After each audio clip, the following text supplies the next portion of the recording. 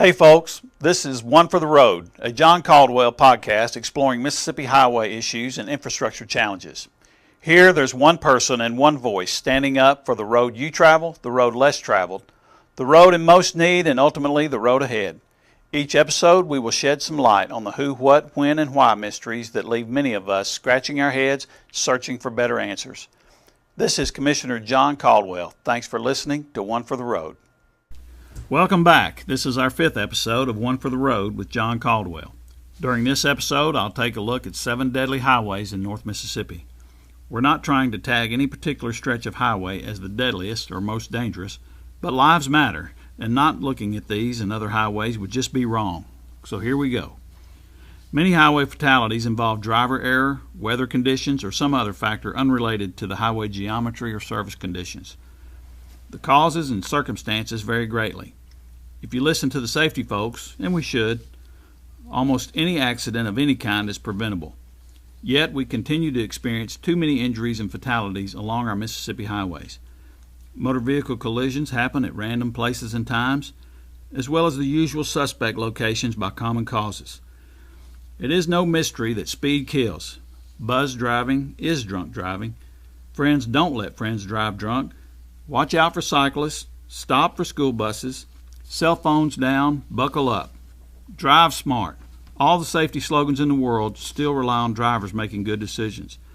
At MDOT, we work hard to build and maintain a safely integrated and highly efficient intermodal transportation system. If safety, our number one priority, was our only function, we could save many more lives by simply reducing all of the highway speed limits to 25 miles per hour. But we are ultimately tasked with being efficient while moving people and cargo from place to place. So as the function of safety meets the need for efficiency, we find ourselves in unavoidable conflict across the intermodal spectrum. Our traveling public experiences variable conditions and different levels of safety along each and every mile of our highways and byways. There's always risk, but we try to minimize it. We sadly have the worst per capita motor vehicle fatality rate in the country. The most current data shows Mississippi with 23.9 deaths per 100,000 population. That's nearly double the national average. Now that includes the motor vehicle crashes on county roads, city streets, and not just highways, but we have to pay attention. We're all in this together, but simply counting fatalities by highway and by county can be misleading. Most understand that highways in different counties may have similar traffic counts, but the number of linear miles between counties can be hugely different. Likewise, the number of miles can be close, but the traffic count can vary. For example, I-55 in DeSoto and Montgomery counties each have more than a dozen miles of interstate highway.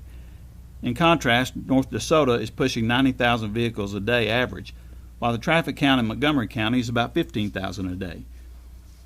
Emotional values are even harder to measure. Every fatality is tragic and personal, yet emotions and headlines may overshadow the numbers.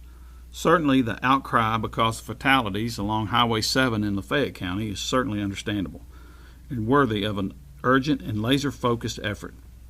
Highway 7 is well known for being dangerous, but it is not on today's list of 7, nor does it have the highest fatality count in the state or North Mississippi or even within its own county. Actually, Highway 6 has more fatalities within Lafayette County. It's just hard to compare stretches of highway when you try to consider all the variables. Still, the numbers and trends can help us as we try to make our highways safer. As we look at 7 deadly highways in North Mississippi, you'll see a pattern developing that involves higher traffic counts and higher speeds. Each of these routes traverse a half dozen counties or so through North Mississippi and beyond. Each one presents unique challenges. We must account for crowded and overcrowded highways. We also need to deal with speed, flow, and conflict points and other manageable factors in excruciating detail. That is exactly what some of the MDOT engineers do every day. Their efforts and successes in saving lives often go unnoticed. Quietly, behind the scenes, they make a difference. Some of the lives they have saved could have been yours, mine, one of our family members, as well as any number of our friends and dear neighbors. Fatality counts used in this podcast stretch over 9 years, and like most statistics, they are a few years old by the time they are tallied. If we get any updates to these numbers that prove to be significant on your closest highway, we can address them on a future episode. It's no surprise that I-55 has the most fatalities of any highway in North Mississippi. With daily traffic counts approaching 90,000, it would stand to reason. Frequent wrecks, from minor to major, create large backups and more wrecks. I've personally worked multiple wrecks with fatalities on I-55 in my former days as a Nesbitt volunteer fireman. Like many of you listening, I've known a number of friends, family, and neighbors throughout my years that have died on local roads and highways. Each one tragic, and each one where a couple of seconds would have made a difference. It hurts even this moment to remember, but we should remember. The first dangerous highway on our North Mississippi list is Interstate 55, with 126 fatalities in a 9-year period. That's more than one a month. 42 of those fatalities were in DeSoto County section of I-55.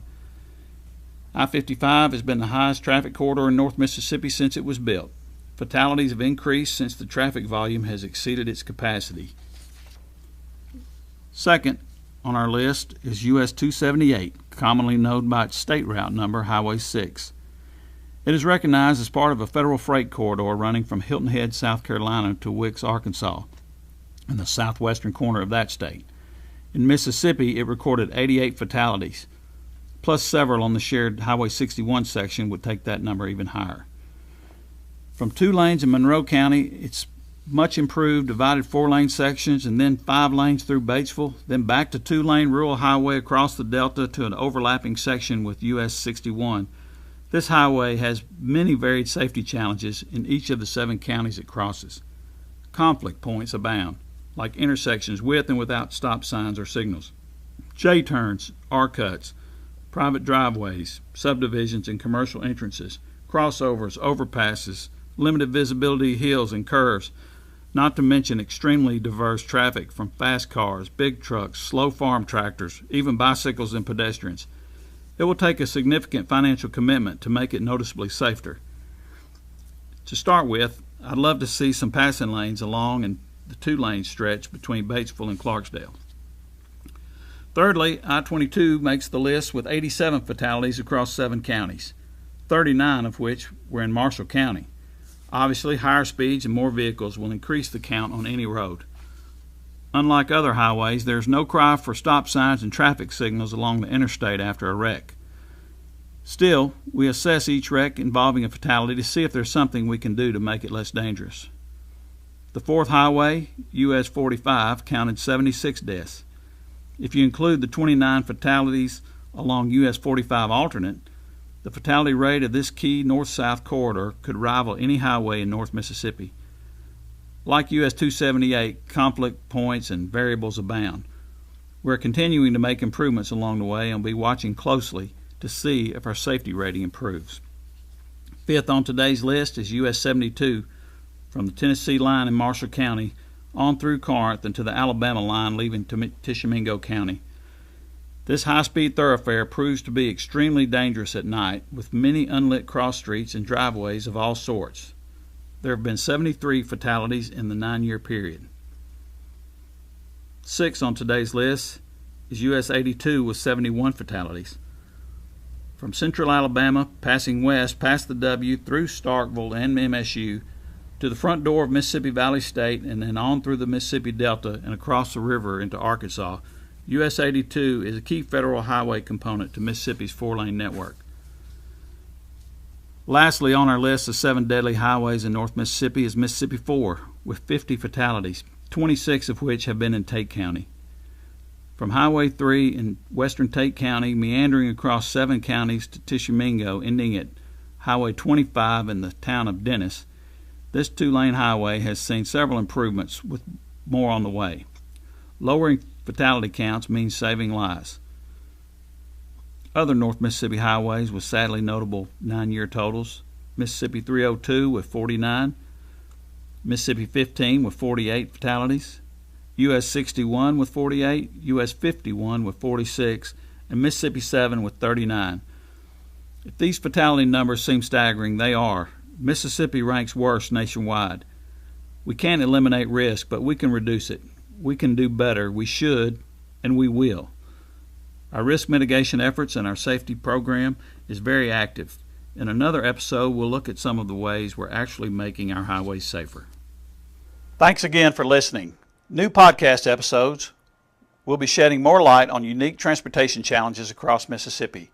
If you've enjoyed this and are ready for more, please hit the like button below, make a comment, place a review, or share this podcast with a friend. And join our following on Commissioner John Caldwell Facebook page.